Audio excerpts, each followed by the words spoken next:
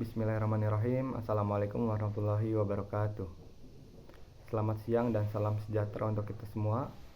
Yang terhormat Ibu Lia Kurniawati, SKM MKM, selaku dosen pengampu mata kuliah Sistem Informasi Manajemen Kesehatan, serta teman-teman Kesmas semester 4 yang tentunya masih bersemangat dalam perkuliahan siang kali ini.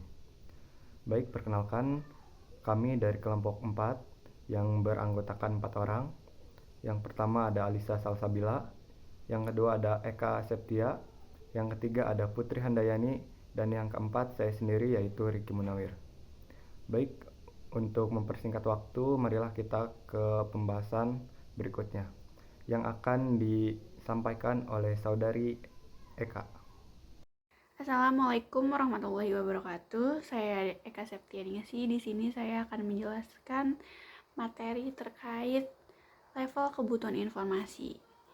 Dan slide pertama yaitu ada pengertian di mana kebutuhan informasi adalah kondisi di mana individu menyadari adanya kekurangan dalam pengetahuan mereka yang mendorong mereka untuk mencari informasi. Dan menurut Kelas pada tahun 1983, kebutuhan informasi adalah muncul ketika seseorang merasa ada dalam pengetahuan dan ingin menyelesaikan masalah tersebut. Dan pada slide kedua di sini menjelaskan informasi kesehatan berdasarkan level manajemen, dibagi menjadi 3 bagian. Di antaranya satu yaitu ada manajemen tingkat atas atau strategis, di mana karakteristik informasi yang ringkas, agregat, jangka panjang, strategis bersumber dari data internal dan eksternal. Dan yang kedua ada manajemen tingkat menengah atau disebut juga taktis, yaitu karakteristik informasi yang rinci, periodik, fokus pada pelaksanaan program, dan analisis lintas unit. Dan yang terakhir ada manajemen operasional, di mana teknis harian yaitu karakteristik informasi atau real time sangat detail, bersifat teknis dan langsung dapat dieksekusi. Contohnya ada jumlah pasien mendaftar hari ini, kedua ada jadwal praktek dokter dan ruangan yang tersedia. Baik, selanjutnya akan dilanjutkan oleh Putri. Terima kasih. Baik, di sini saya Putri Handayani izin melanjutkan yaitu integrasi sistem informasi kesehatan, yaitu penyediaan informasi yang tepat waktu dan sesuai dengan kebutuhan masing-masing level dan membutuhkan dukungan dari sistem informasi kesehatan yang terintegrasi seperti sistem informasi manajemen rumah sakit dan BPJS. Baik, selanjutnya saya akan melanjutkan manfaat level kebutuhan informasi. Yang pertama, mendukung pengambilan keputusan yang tepat dengan informasi yang disesuaikan dengan tanggung jawab dan ruang lingkup kerja masing-masing level manajemen. Pengambilan keputusan dapat dilakukan secara lebih akurat, cepat, dan sesuai konteks. Manajemen atas dapat merumuskan kebijakan strategis berbasis data. Manajemen menengah mampu merancang dan mengevaluasi program kerja. Manajemen operasional dapat merespon langsung permasalahan hari secara efektif. Lalu yang kedua, meningkatkan efisiensi pengolahan informasi, pengelompokan informasi sesuai level manajemen, mencegah kelebihan atau kekurangan informasi atau information gap. Dan di sini ada data yang terlalu detail tidak membebani manajemen atas.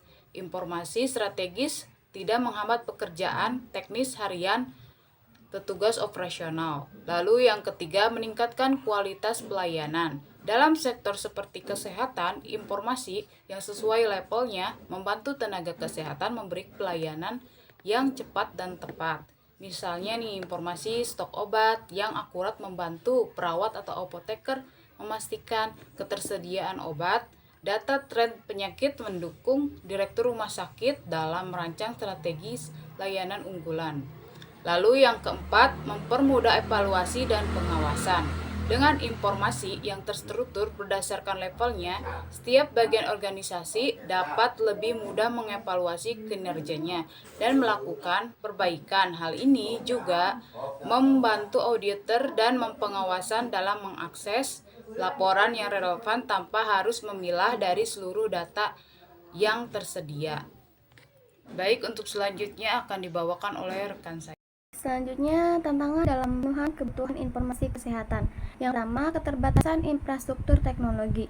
Banyak fasilitas kesehatan, terutama di daerah terpencil, masih mengalami keterbatasan akses internet, perangkat keras, dan perangkat lunak untuk mendukung sistem informasi kesehatan yang efektif.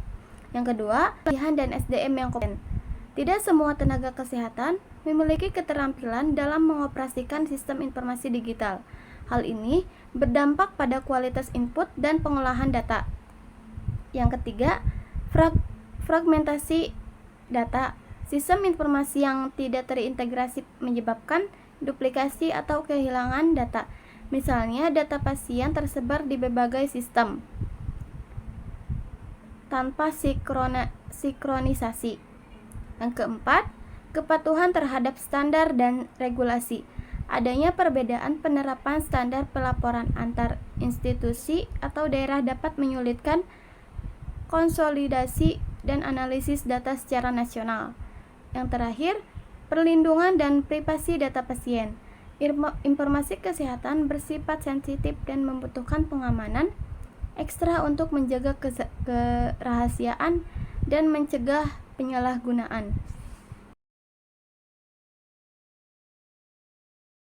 Adapun strategi penguatan sistem informasi kesehatan yang pertama, peningkatan kapasitas SDM melalui pelatihan berkelanjutan bagi tenaga kesehatan terkait penggunaan sistem informasi dan pengelolaan data berbasis digital. Yang kedua, pengembangan infrastruktur teknologi. Pemerintah dan institusi terkait perlu berinvestasi pada infrastruktur digital, terutama untuk wilayah dengan keterbatasan akses. Yang ketiga, standarisasi sistem dan data, penggunaan format dan protokol data yang seragam agar interoperabilitas antar sistem dapat berjalan baik. Baik, selanjutnya akan dibacakan oleh Ricky. Baik, selanjutnya masih dalam strategi penguatan sistem informasi kesehatan. Yang keempat, yaitu penerapan kebijakan data driven, yaitu pengambilan keputusan berbasis data harus menjadi budaya organisasi dari tingkat operasional hingga strategis.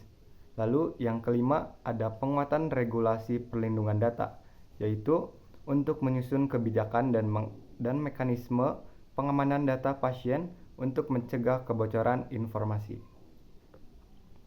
Baik, kesimpulannya yaitu tingkat kebutuhan informasi mencerminkan kompleksitas kebutuhan individu dalam berbagai konteks kehidupan.